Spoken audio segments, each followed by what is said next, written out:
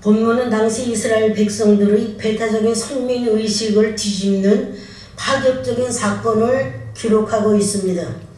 요나서는 예언서이기도 하지만 이방인이 회개하는 사건을 집중적으로 묘사함으로 하나님의 구원의 역사가 전 세계적으로 이루어져 감을 시사하고 있는 것입니다. 선택된 백성이 다른 민족과 접하게 될 때마다 하나님께서는 그러한 민족들에게 자신에 대한 계시를 주셨습니다. 애굽 사람에게는 요셉과 모세를 통하여 계시하셨고 블레셋 사람에게는 복귀를 통하여 그리고 아수르 사람에게는 엘리사를 통하여 계시하셨습니다. 또한 느부갓네살과 엘사살에게는 다니엘을 통하여 자신을 계시해 주셨습니다. 요나의 첫 번째 불순종은 하나님과 그의 관계 속에서 이중적인 영향을 미쳤습니다. 하나님과의 개인적인 교제가 깨어지게 되었고 공적인 기능이 중지되었습니다. 그런데 본문 1절을 보면 여호와의 말씀이 두 번째 요나에게 임했다고 했습니다. 이처럼 하나님과의 단절되어 있던 그를 다시 부르신 것입니다. 여호와께서 다시 부르심은 요나가 첫 번째 명령과 그 외에 있었던 요나의 경험을 엄두에 두셨던 것입니다. 자연을 통한 재앙은 요나로 하여금 자신이 절대로 하나님의 눈을 피할 수 없으며 하나님의 도우심의 능력이 없이는 결코 살 수 없는 무력한 존재임을 깨닫게 되었습니다. 이와 같은 일련의 사건은 하나님께서 구원의 역사를 이루어 나감에 대한 진행을 보여준다 하겠습니다. 이 시간은 이러한 철저한 회개를 통해 이방 선교의 사명을 요나에게 또다시 맡기시는 의의가 무엇인지 살펴보도록 하겠습니다. 첫째로 하나님께서는 영적으로 탈선했던 사람이 회개하고 돌아올 때 다시 사명을 부여해 주신다는 사실입니다. 출애굽기 32장 14절을 보면 여호와께서 뜻을 돌이키사 말씀하신 화를 그 백성에게 내리지 아니하시겠다고 말씀하셨습니다. 요나는 불순종하여 외치지 않았다 하더라도 결국은 니느웨를 멸망하지 않으실 것을 알고 있었습니다. 그는 나의 사명이 무가치한 것이 되어 전락하는 아픔을 목격하기 전에 도피하려 했던 것입니다.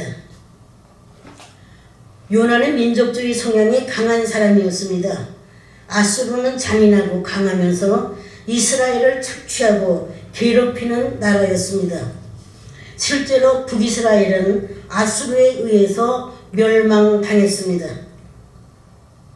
그런데 하나님께서 민족주의자인 요나에게 니느웨에 가서 회개를 촉구하라고 하셨습니다. 그러나 회개시키라는 이유가 무엇인지 알 수가 없었기에 요나는 니느웨와 정반대인 다시스로 도망하게 되었던 것입니다. 결국 그는 바다에 던져지게 되었고 초대형 물고기에 의해 삼켜 버린 바 되었습니다. 우리는 여기서 하나님께서 요나를 깨뜨리기 위해서 큰 바람을 바다에 내리시고 폭풍을 일으키셔서 큰 물고기를 예비하셨다는 것을 기억하셔야 할 것입니다. 서로 우리에게 고난이 닥쳤다 하더라도 그것은 여러분을 깨뜨리시고 회개함으로 하나님께로 돌아와 하나님의 일을 하게 하시려는 사랑에 매인 것입니다. 이방 구원에 대한 계획이 요나의 불순종으로 인해 지연되는 것 같이 보였지만 본질적으로는 요나 한 개인을 좀 더 혹독한 훈련을 통해 하나님의 구원의 역사를 이루어 가시기를 원하셨던 것입니다. 그런 불순종으로 인해 음부 같은 물고기 뱃속에서 일로 하나님을 크게 경험하게 되었습니다. 요나는 그 고통 중에서 철저히 회개할 때 하나님께서는 버림받은 그를 새 생명으로 만드셔서 사명을 되찾게 해주셨던 것입니다. 이미 자신이 하나님의 주권적 섭리를 벗어날 수 없음을 체험하였기에 이제는 더 이상 하나님의 두 번째 명령을 거역할 수는 없었습니다. 이러한 사건이 있은 후 주어진 사명을 새로운 관점에서 직면하게 되었다는 것은 당연한 일이 아니겠습니까? 요한복음 21장 15절로 18절을 보면 베드로는 3번이나 예수님을 부인했지만 예수님은 베드로를 찾아가셔서 다시 훈련시키셔서 초대교회의 기초를 세우는데 사용하지 않으셨습니까? 하나님께서는 모든 사건을 통해 자신들의 목적을 하나님께로 향하게 하시고 그의 반항적인 행동을 역으로 이용하셔서 사명감에 더욱 불타게 하여 쓰시는 것입니다. 마태복음 12장 40절을 보면 요나가 밤낮 사흘을 물고기 뱃속에 있었던 것 같이 인자도 밤낮 사흘을 땅속에 있으리라고 주님께서는 친히 말씀하셨습니다. 요나의 물고기 뱃속에서의 3일은 예수님의 음부에서의 3일을 예표한다 하겠습니다. 베드로후서 3장 9절 하반절을 보면 하나님께서는 오직 너희를 대하여 오래 참으사 아무도 멸망치 않고 다 회개하게 이르기를 원하신다고 말씀하셨습니다. 우리는 온 인류를 구원하시고자 하시는 하나님의 큰 뜻을 깨달아야 합니다. 따라서 우리는 이러한 하나님의 섭리를 깨닫고 때때로 불순종하여 하나님께 징계를 당한다 할지라도 선하신 계획이심을 알고 즉시 순종해야 할 것입니다. 중요한 것은 문제와 고통과 그리고 갈등과 상처가 아니라 그 상황 속에 하나님이 나에게 원하시는 것이 무엇인지를 깊이 묵상할 수 있어야 할 것입니다. 그때 비로소 분명한 하나님의 뜻을 발견하게 될 것이며 회복과 치유를 경험하게 될 것이기 때문입니다. 둘째로 요나에게 두 번째라는 은혜의 기회를 주셨습니다. 은혜라는 것은 받을 자격이 없는 사람에게 베풀어지는 사랑을 말합니다. 하나님의 사랑의 태도는 보편적이십니다. 하나님께서 자신을 나타난다 해도 깨닫지 못하는 이방인들을 불쌍히 여기시고 자비와 긍휼로 베푸시는 분이십니다. 그 사랑은 무한하며 수많은 악인들을 변화시키시고 필연적인 어려움에서 감당케 하십니다. 또 보상적인 많은 선을 행하게 하셔서 과거의 지은 죄를 사면하시는 분이십니다. 세상 삶에는 작은 마을일지라도 가정들과 가족들에게 미덕과 악덕들이 있습니다. 그런데 하물며 큰 도시에는 불안한 삶에 쪼들리고 자기 자신의 역사와 운명을 지니고 있는 수많은 군중 하나하나에 대한 하나님의 관심은 얼마나 컸겠습니까? 형벌이란 종말이 아니라 선과 공의의 법칙의 통치를 행하는 하나의 수단에 불과하다 하겠습니다. 요나의 회개의 법칙은 니느웨의 파멸을 막아야 했습니다. 니느웨가 커다란 사실을 언급한 것은 물론 그 앞에 놓인 사명의 중대함에 대한 준비를 하기 위함도 있었겠지만 그 속에는 하나님의 지대한 관심의 대상임을 상기시키며 하나님의 사랑에 대한 암시가 있었던 것입니다. 고린도전서 12장 13절을 보면 우리가 유대인이나 헬라인이나 종이나 자유자나 다 한 성령으로 세례를 받아 한 몸이 되었고 또 성령을 마시게 하였느니라고 말씀했습니다. 이처럼 자기 택한 백성을 사랑하셔서 최고의 선물인 구원을 주시려는 하나님이십니다. 하나님의 사랑은 어느 한 특정한 민족에게만 국한된 것이 아니라 자기의 택한 백성을 향한 것입니다. 요나는 이스라엘 밖 이방 도시 니느웨에 보내신 최초의 선교사였습니다. 하나님은 그를 통해 유대인의 하나님이 되실 뿐만 아니라 택한 백성의 하나님이 되신다는 것을 선포케 하시기를 원하셨던 것입니다. 그래서 그 큰 영역을 감당하게 하시려고 두 번째라는 은혜의 기회를 주셨던 것입니다.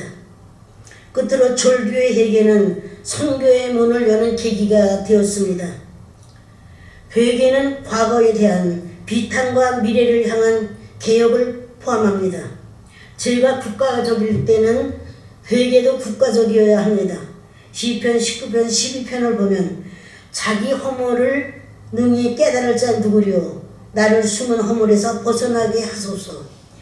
13절 상반절을 보면 또 주의 종으로 고범죄로 지치 말게 하시고 그 죄가 나를 주장치 못하게 하소서. 시편 기자의 이러한 기도는 모든 그리스도인들에게 가장 괴로운 경험은 그들이 깊은 모멸감을 당하고 철저히 회개한 후에도 연약함과 부패성들이 다시 나타난다는 데 있습니다. 그는 혼자였으나 담대했습니다. 그를 격려하고 인간적인 도움을 줄 동료조차도 없었습니다. 그러나 모험을 해야 했기에 그는 위험 속에서도 사명을 감당하기 위해서 지체하지 않고 즉시 복종하여 행동으로 옮겼습니다. 4절을 보면 그 성에 들어가며 곧 하룻길을 행하며 외쳐가로되 40일이 지나면 니느웨가 무너지리라는 반복되는 메시지는 재난을 예고하는 외침이었습니다. 니느웨 백성들은 반기를 들고 자기들의 뜻대로 위협을 가할 수도 있었지만 요나에게는 하나님의 보호심 외에는 아무도 자기를 도와줄 자가 없었습니다. 요나는 자신의 편협한 생각을 갖고 있었기 때문에 하나님의 계획을 깨닫지 못했습니다. 그러나 이제 그는 복종할 수밖에 없었기에 두려워하지 않고 하룻길을 행하며 동일한 메시지를 목이 터져라 외쳤던 것입니다. 아수르의 역사를 보면 주전 765년에 큰 역병이 들어 많은 사람이 죽었습니다.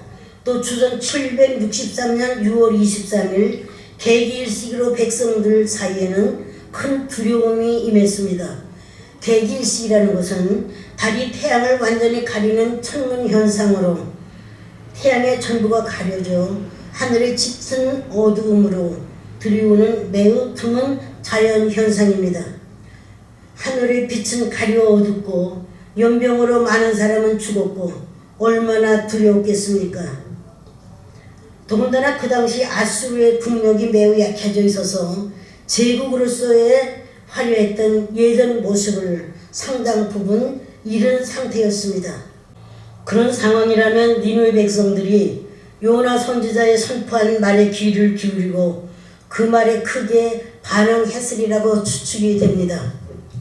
요나의 외침을 들은 니느웨 백성들은 하나님을 믿고 금식을 선포하고 물은 대소하고 붉은 베옷을 입었다고 했습니다. 그뿐만 아니라 왕이 보좌에서 일어나 조복을 벗고 붉은 베옷을 입고 제에 앉았다고 했습니다. 특히 이 회개가 왕으로부터 전 백성에게 나타났다는 것은 영적 각성을 동반한다고 하겠습니다. 본문은 잘못에 대한 배타적인 태도가 얼마나 하나님의 뜻에 위배되는지를 드러내줄 뿐만 아니라 니느웨 회개를 통하여 하나님의 구원이 세계적 보편적으로 이루어지게 됨을 보여준다 하겠습니다. 주님께서도 마가복음 1장 38절에서 우리가 다른 가까운 마을로 가자. 거기서도 전도하러 가리니 내가 이를 위하여 왔노라. 성도 여러분, 하나님의 구원 사역은 다른 사람을 구원하기 위해 먼저 우리를 구원해 놓으셨음을 깊이 명심하셔서 최선을 다하여 한 영혼이라도 열매 맺는 충성된 성도가 되어지기를 주님의 이름으로 축원을 드립니다.